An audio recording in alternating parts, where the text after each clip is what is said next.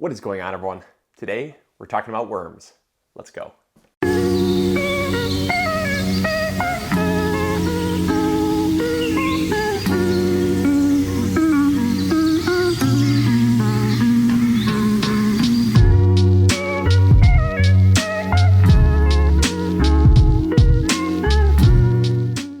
So about 5 years ago to the day, I started a series on YouTube about worm composting.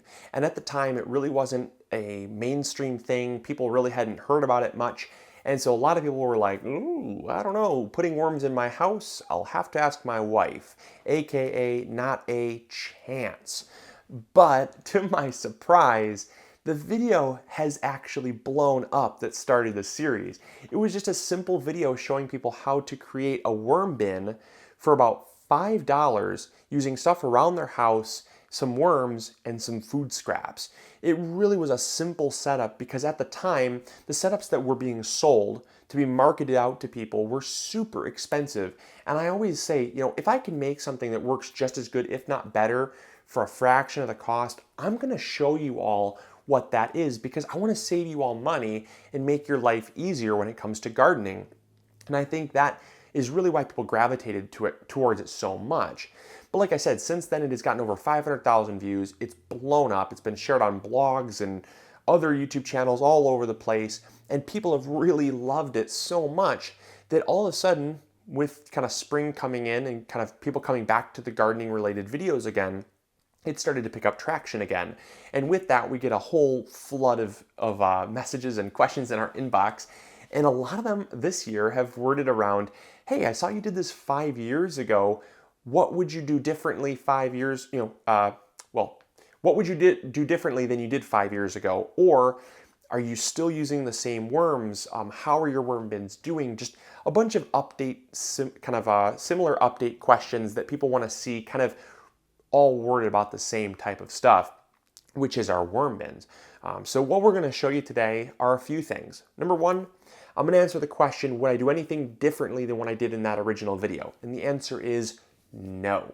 I would not do anything differently. It has worked spectacularly. So much so that it's going to make my update video actually really easy too when I show you my bins because I've not added any worms to the bins. Everything down there are the original worms I put in. Now, I'm sure they're not the original worms. I'm sure those worms have long gone to the compost pile in the sky. I don't know what the lifespan of a worm is, but I bet you it's not 5 years. It could be, but I would imagine it's probably the offspring in those bins now. But it's still the same worms. I've not added anything else in terms of worms. The only thing I've added are food scraps. I just keep adding food scraps once a week in the form of blended up food scraps, and then I just throw it in. And when the worm castings get too much in the bin, I just take a shovel and harvest some worm castings so that I have room for that cycle to keep happening. So that's what I'm going to do. I'm going to show you how I turn my food scraps, my raw food scraps, into worm food, and then we're going to go downstairs. We're going to feed the worms and see what they look like after 5 years. It's going to be really interesting. So let's go. So the first thing you want to do is you want to start with some water. And I don't like to throw whole cardboard tubes into my blender just because that can be a little bit rough. I tend to throw in things like, seriously, paper products like that. Don't have a problem with that. The cardboard just tends to be a little bit too rough for the blender. This is a Blendtec, so it can definitely handle it. And then I just throw in different food scraps. Doesn't really matter what it is. The only thing that I don't add are things like greasy products, chips and stuff like that. We don't eat a whole lot of those, but I wouldn't throw them in. Stuff that has grease, meat products, anything that you would not throw in your compost pile, I also don't throw in my worm bins. So I just throw them all in there. The reason why I use a blender is because my goal is to reduce the size of them.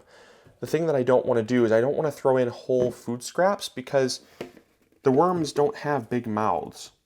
And so what I need to do is I need to reduce basically increase the surface area or reduce the size of what I'm throwing in so they can eat them faster. And that allows me to have a much faster turnaround time on my food scraps. If I threw this whole cucumber in basically it would take probably 3 or 4 weeks for them to eat this whole cucumber. But if I take that cucumber and blend it up, they can eat the same cucumber in about 2 to 3 days. So it's dramatically less time, meaning I can get more compost faster and I can have more food going towards them, which just helps them out. So, all right, let's go.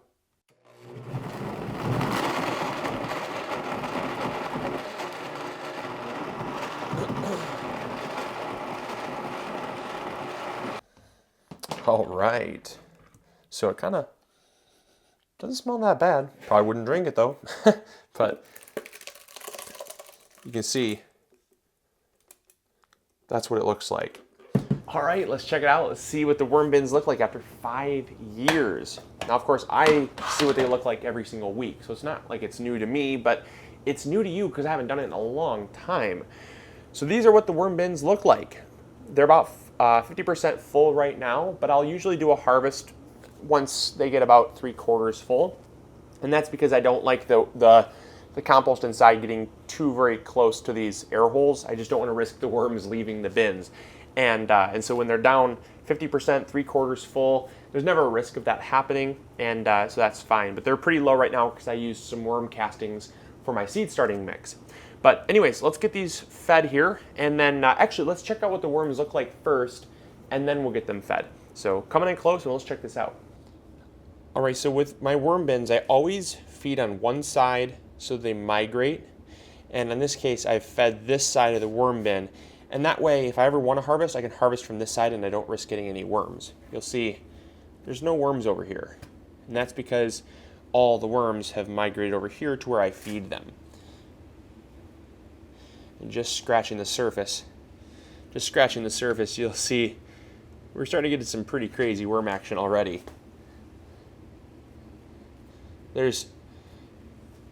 By my estimate, there's about 700 to 1,000 worms in here.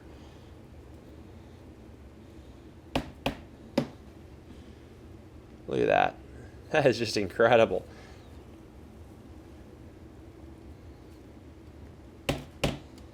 The soil conditions, they like a nice even pH, and they like their soil to be damp but not soaking wet. Okay, and all I do is I just take my food scraps and just drop it in there, and then cover it back up. It's really that simple. It's nothing complicated, and I've been doing it just like that every week for 5 years. Another thing I was going to mention is the different insects and things that can come into your worm bins if you're not careful. Now, they're not dangerous, but they can add another component of creepy crawliness to your worm bins that you might not be expecting. And those are fungus gnats and mites. Now, fungus gnats are not the best to have. I will agree there that they can definitely wreak havoc in your garden, but mites, on the other hand, are very natural. They're found in all soils, and it's certainly nothing that I'm ever concerned about. But what I found is that I will get mites if I do one of two things. If I keep my bins too wet, mites will come in. And the other way that I get mites is if I have too many food scraps. If you're feeding your worms and they're not eating them all over the course of 1 week, you're giving them too many. I like to say that the worms should be able to consume everything you feed them once a week. And that's why when I dig in there, you don't see any food scraps left. If I dig in there and there's still a bunch of uncomposted food, it means I'm giving them just too much. So exactly 1 week is when I feed my worms, and that way I can see and I can better regulate how much I'm giving them, because mites will come in and other nasty stuff will come in, including mold and stuff like that. It'll come in if you're not eliminating those food scraps fast enough. So that's another quick tip for you. And if it is too dry, you'll know, because the worms will be they'll be very kind of shrivelly. They won't be dead, but they'll be very lethargic. Very hydrated worms are really aerobic and they're very full of life. If they're very lethargic and they're not moving very fast and they seem kind of dry and leathery, but they are still alive, it's probably too dry. I always say you should be able to pick it up and you should be able to feel a noticeable dampness to it. If you pick it up and it seems dry, it probably needs a little bit of moisture. If that's the case, give them some wetter food scraps, blend in some water, like I said, to kind of get that moisture content going. Or you could just take a pump sprayer and spray them down with some water. That's something I've done in the past too. If they're too wet, what you can do is you can take some bedding material and use some bedding material to just kind of sop up some of that water. I'll show you what I use for bedding material, and it works really great for us because it also is a waste product. The bedding material that we use are just our leftover microgreen trays. This has a ton of organic material that the worms absolutely love, but it also has soil in there, and that soil does have some perlite and vermiculite and stuff, but that's totally harmless to the worms. But it also has some dry sphagnum peat moss and coconut coir that will help to absorb some of the excess moisture. So all I'm going to do is just take it in here and I just crumble it up. And you'll get some sprouts. You'll definitely get some sprouts. That's, I mean, my goodness. I've never once had a worm bin that didn't have tomato stuff, tomato sprouts growing in it, or a couple cucumber sprouts. It naturally happens. So just expect it. But I just do that. Make sure to really shred them up. And then I'll just pack them in there. And they'll naturally wick up that extra moisture in the worm bins, and it'll help dry things out a little bit. So that's what I use because it's a resource that I have. But you can use shredded newspaper. You can use pretty much anything you find around that's dry. You could even use compost from your compost bins, and they'll eventually turn that in. So that's just what we use because we have it. All right, so there you go. There is a 5-year update on the worm bins and how we've been maintaining them and how we've been feeding them. I hope you guys enjoyed. I hope you learned something new. As always, this is Luke from the MIgardener channel, reminding you to grow big or go home. We'll catch you all later. See ya.